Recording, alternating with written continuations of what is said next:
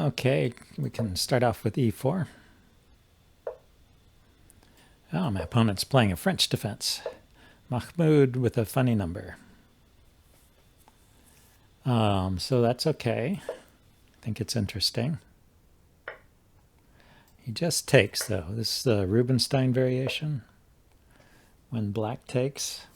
It's the exchange variation when white takes, but when black takes, it's the Rubinstein variation. I don't see this very often. Let's see. He's given up putting his knight on this square, which means I can develop my bishop to d3 without trouble.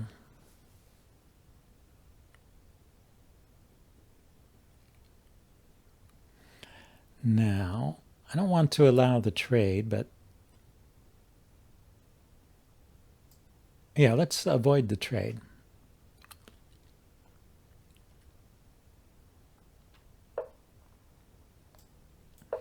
One thing that exchange did is it took away the e-pawn, so I cannot chase this knight away with the by pushing an e-pawn. And I couldn't get rid of it by trading either because he positioned his other knight so it was ready to take back. So it's pretty well thought out opening, I think. I'm going to put my rook on the e5 square. That's why I put this. I put my knight on the e5 square. That's why I put the rook here to support it. He played all of those moves without thinking. He must have seen this position before. But is it really so good?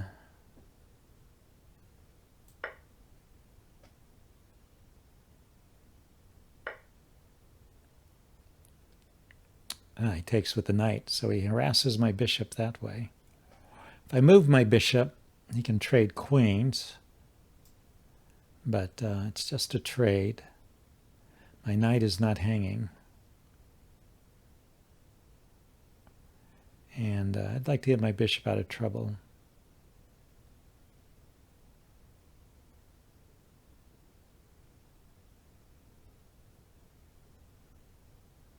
Excuse me. Yeah, let's just drop all the way back here. I'm going to kick this knight away.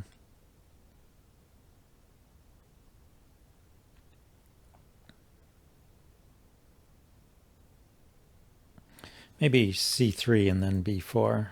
So I didn't mean to do that. a3, b4. Just would be nice to have the pawn already supported when I kick the knight because the bishop immediately attacks it after the knight moves.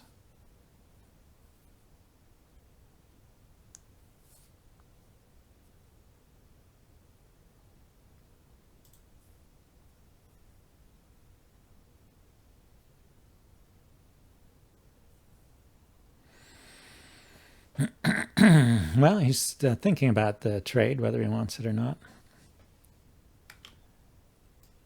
Should develop my bishop to here or here, I guess. Okay, so he's getting the queen out of the way. So I'm going to put my queen here, maybe. No, let's play c3, so I can move my queen over here to the to the c2 square. It looks like a good square. And he doesn't have any tricks he can play along this file immediately because he doesn't have a knight jumping to either of those squares.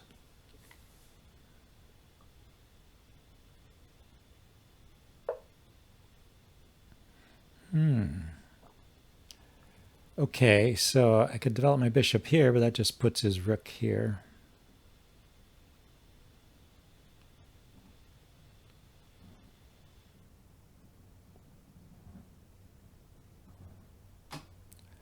Let's kick his knight. I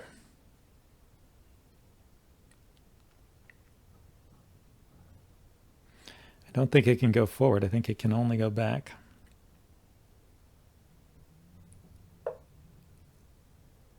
Yeah, I didn't think it could do that.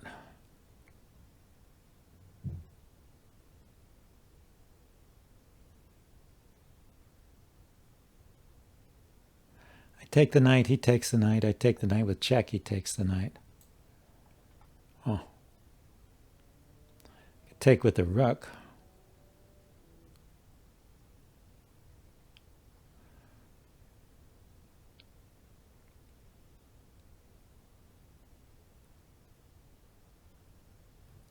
How about bishop here?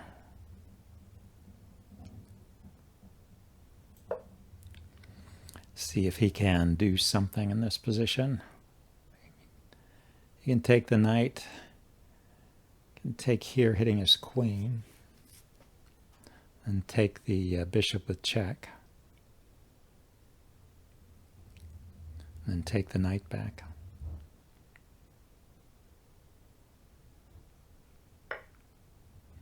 Takes there. Oh.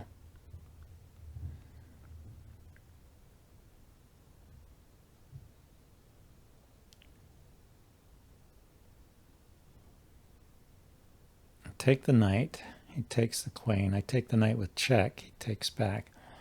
Yeah, I don't have any good answer.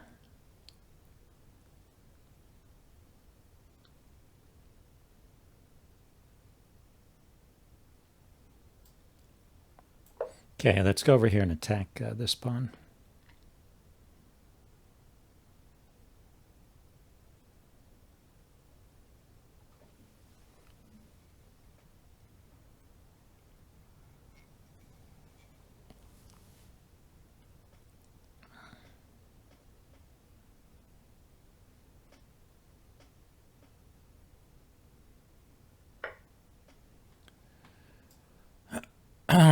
Why does that work? Oh, because of his bishop. Yeah, I just am missing lots of stuff.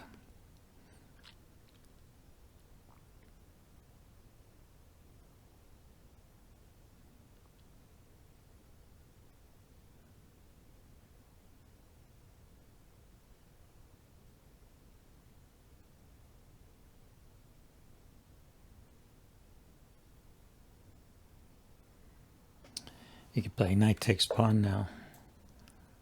I take back, and then this is hanging. But he, well, I could have taken his bishop, I suppose. So he got his bishop out of trouble. So, yeah, my bishop would be in trouble if he were to play something like that.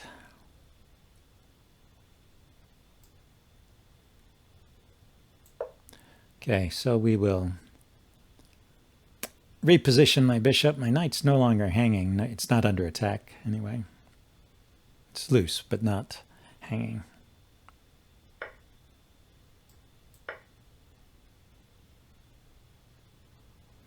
So he's one pawn up then. It's 4-3 and 1-1. So it looked like he was gobbling up all these pawns, but he didn't gain that much. So knight here hits the queen and the bishop. The queen will move.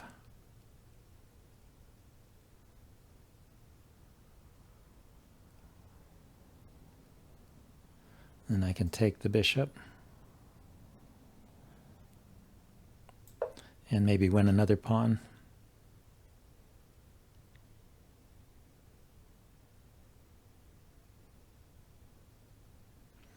Get another pawn back. Well, a lot of tactics this game.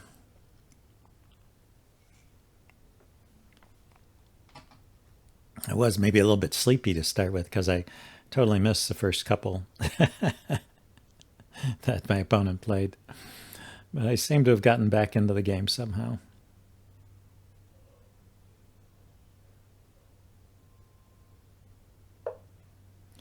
So we went there, yeah. So take here.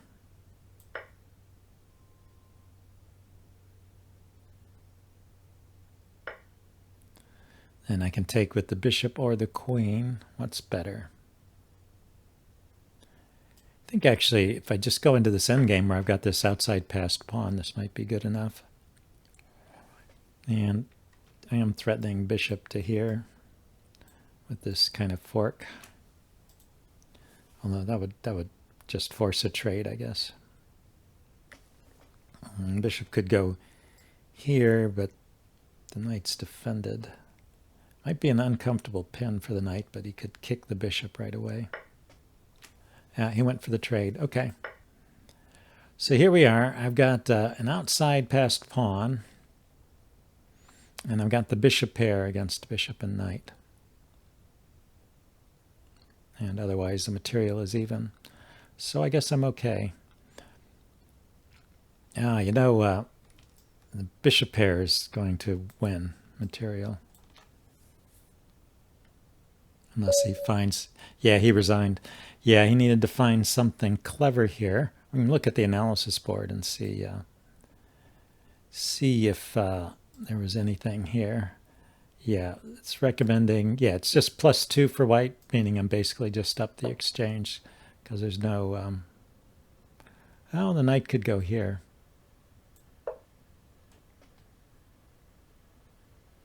Still +2 for white, I guess, because he's so tied up. His pieces can't move. But this would be a difficult position to play and for a win in a blitz game because you don't have to. It requires thinking about your move to not lose this advantage because your advantage is pretty much purely positional here. It's suggesting, oh, I guess this is going to win material. It's suggesting he should move his rook right away, give up the knight and take a pawn. If he doesn't, if he plays something else like this, then I can do this, and I will win the knight anyway. So yeah, it looks like I definitely win material here. Okay, interesting. So he gave up a little sooner. He should have played it out to see if I saw all of those tactics, but that was a good game. Let's see if we can get a rapid game here.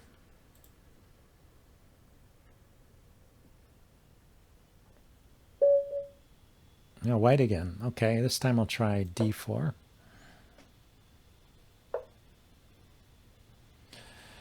Okay, he played d6. So this allows me to play e5, and he could go into a philidor. E4, I could play e4, and he could go into a philidor. But I'm going to try and stay in queen's pawn territory. So he's playing a King's Indian by a different move order. And I'm going to continue to not push the e-pawn, but just play the fianchetto against the King's Indian. That's what I like to do.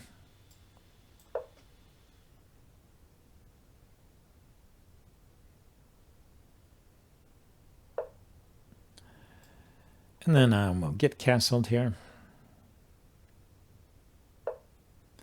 And find a square for my dark squared bishop. And I might push the h-pawn, put my king up here. You know, I've been moving too fast. Let's slow down and think about it. Yeah, that's what happens when you go right from a blitz game to a rapid game. You forget you have more time.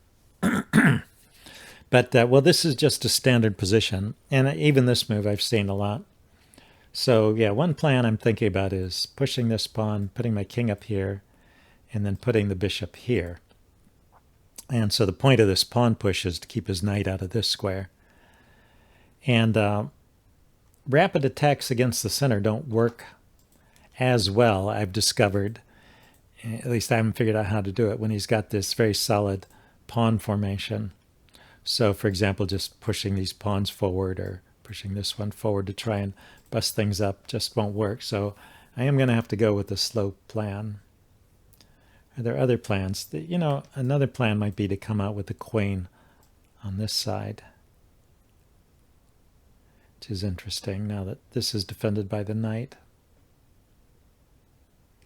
But I'm going to go back to this plan I first thought of.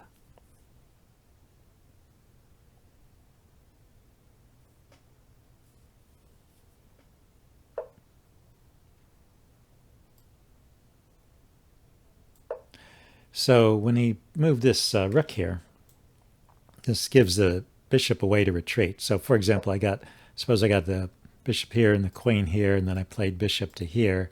He could just drop this bishop back, and it's not pinned. It's just hitting empty space here, so he can avoid the trade of the dark squared bishop. But in this case, he's doing something different. He moved the rook here with the idea of just pushing the e-pawn. Yeah, when I was thinking, I wasn't really thinking so much about all of my opponent's ideas here. Let's take that.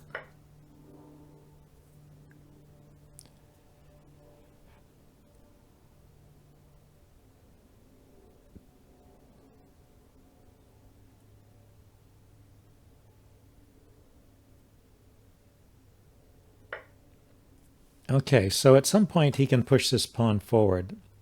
I could try to slow it down by putting my queen here. He can still push it, but then the knight can go here, and I'm threatening to take.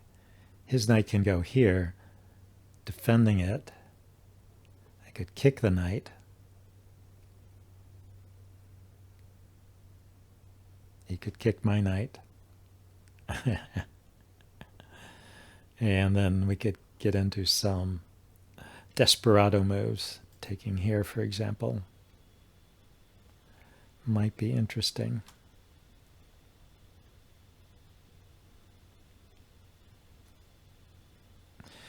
If I were to move my bishop out to here, then that would take away one of the squares of my knight. So let's do this with the queen and see if he pushes right away.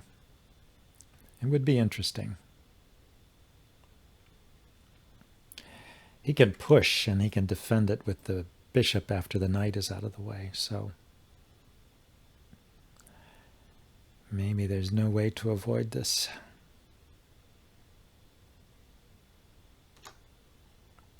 Well, I'll decide what to do when it happens. He pushes, I go here.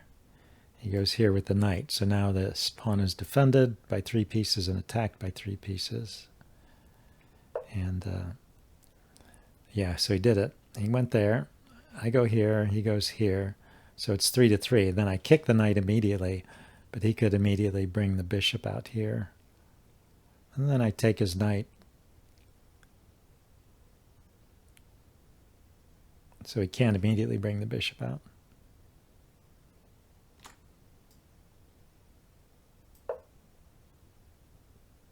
So it's 3 defenders. Actually, I've got an extra. I was counting wrong. I was forgetting about the bishop. I've got 4 attackers.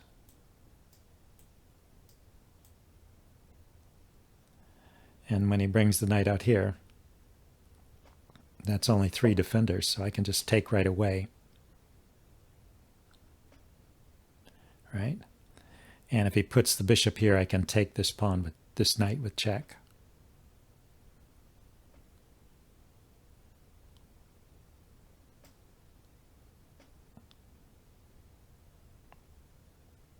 I could kick his knight first anyway. Knight doesn't really have anywhere good to go.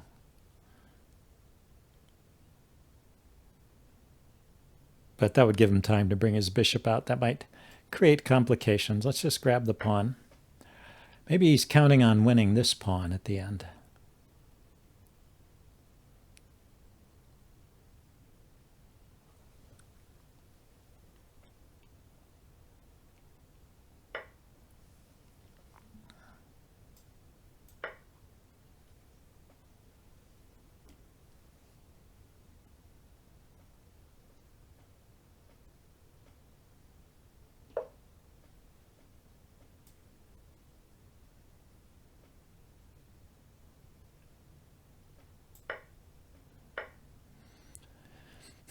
Yeah, so it's not so easy to defend this pawn.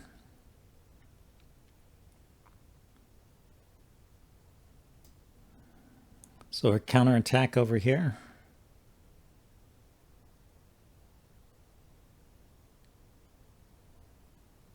So he takes my pawn, I take his, and I stay a pawn up. I'm going after the c pawn.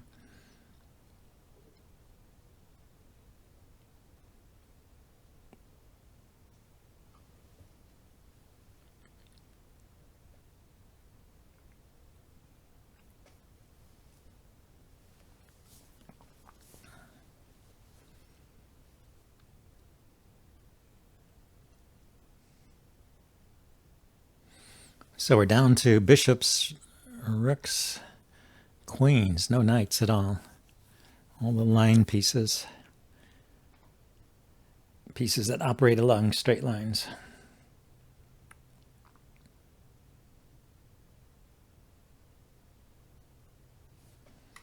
Yeah, I don't know if he can give me this pawn. I think it's well, he decided to do that. It's kind of a linchpin here. He can attack my queen, but I could take this pawn right away.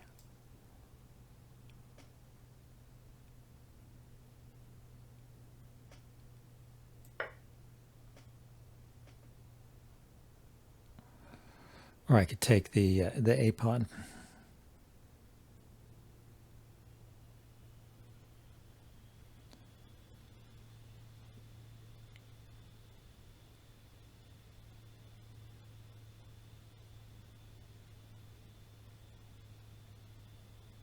Yeah, he can grab the B pawn, can't he? Because if he chases my queen away, then he'll have the rook here. And, well, we could get a big trade there. He would have to take with the bishop first. I'd take back. But I do get to grab this C pawn here. So let's go ahead and do that. I think this will be more valuable. Let's see. Well, let's think about it. I have time. I take here.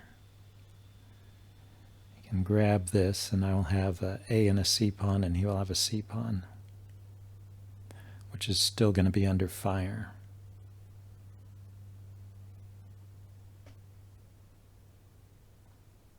Or I grab the C pawn, and he will just have an A pawn, and I will have an A and a C pawn. He might be able to gang up on this A pawn. Let's take here.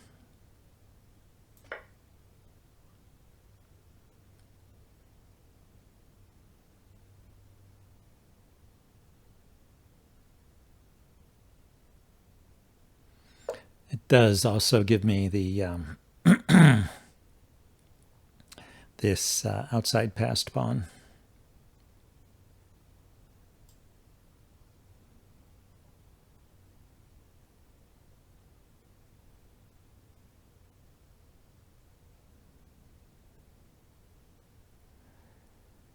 Okay. He's going to grab something here.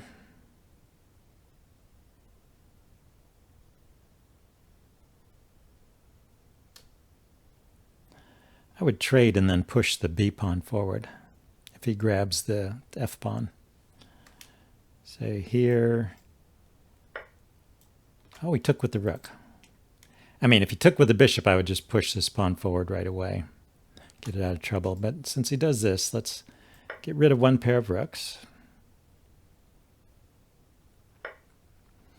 And then play here. So I've got 3 against 1 over here, and he's got 3 against 2 over here. I can bring my bishop out to defend, and this pawn is still hanging.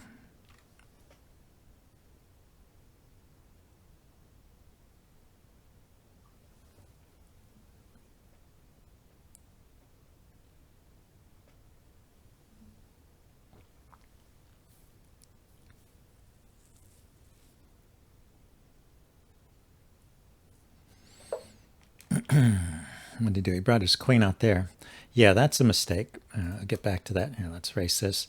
I was just thinking, with his queen here, he could have pushed this pawn forward and kept my bishop off of this square. But as I said, I was thinking of just putting my bishop here, which is, in this case, going to skewer the queen and the rook. So, yeah, big mistake there.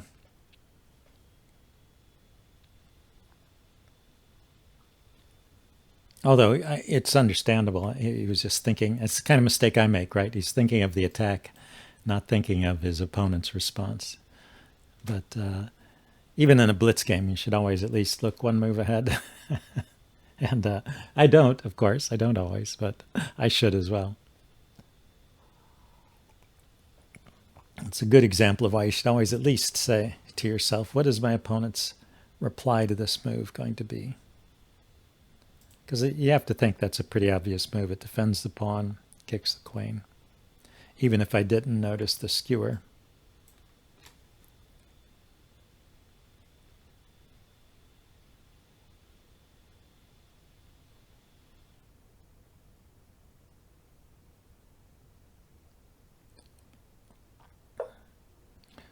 So he lines up over there. That gives up a whole rook. Does he think that he's going to get some compensation? He's going to get a check. Okay, so yeah, let's see what his idea is. He's going to give a check. My king will go here. He could sacrifice the bishop here, pull this away, and check on the diagonal, but then I just come back. I think it does not work. Let's grab this rook.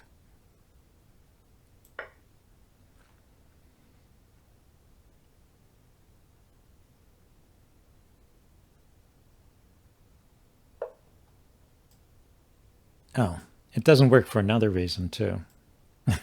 the rook can take the rook can take the bishop. That's an example of believing your opponent's ideas. I saw his idea. I knew he was going to do it.